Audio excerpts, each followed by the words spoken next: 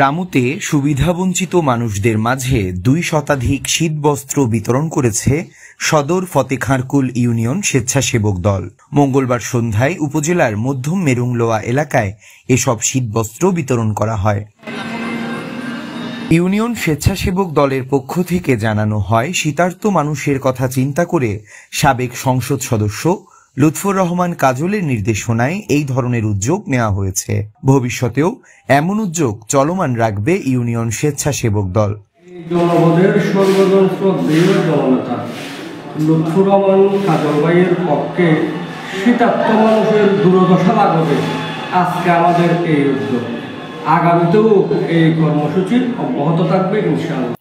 এ সময় উপস্থিত ছিলেন জেলা যুব দলের সহসভাপতি জাবেদ ইকবাল, জেলা স্বেচ্ছাসেবক দলের সদস্য সচিব সরোয়ার রোমন, যুগ্ম আহ্বায়ক আনসারুল আলম, রাশেদুল হক রাশেদ, উপজেলা স্বেচ্ছাসেবক দলের আহ্বায়ক শাহজাহান লুতু, সদস্য সচিব মোহাম্মদ এরশাদুল্লাহ এবং উপজেলা ছাত্রদলের আহ্বায়ক সানাউল্লাহ সেলিম সহ অনেকে। News desk, TTN.